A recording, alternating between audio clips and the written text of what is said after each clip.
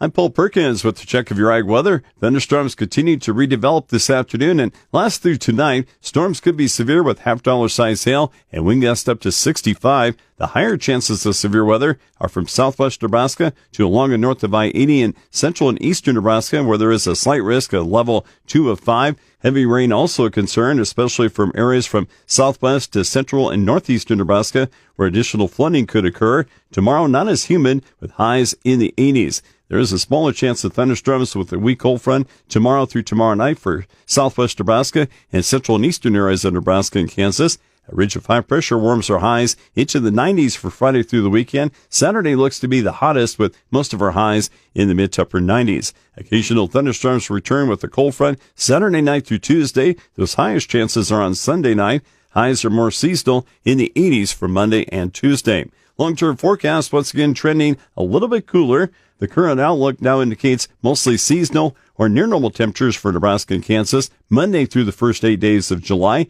Even some slightly cooler than normal temperatures over western Kansas early next week. Nebraska and Kansas rainfall likely to be above normal Monday through July 8th, especially the early half of next week. Key weather factors driving the markets include heavy rain from the Central Plains to the Great Lakes, heat easing in the eastern U.S., changing weather next week, and dryness in the Black Sea region, China, and Australia. A ridge of high pressure in the eastern U.S. flattens the next few days, leaving most of the U.S. with above normal temperatures but without excessive heat. Relatively cool weather prevails across much of the north.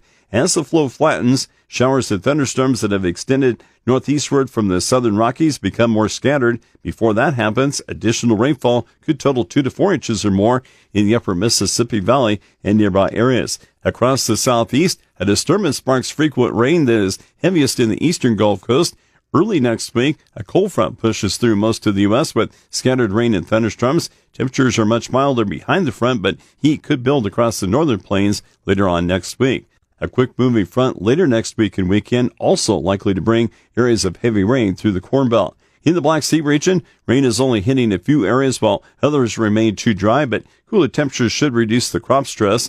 Most of China is in good shape for soil moisture, except for central areas. Scattered rain on the North China Plain benefits corn and soybean development, and rain falls more often this weekend through next week. Across mostly dry wheat areas of Australia, much more rain is needed in another month or two as wheat gets into the reproductive stage.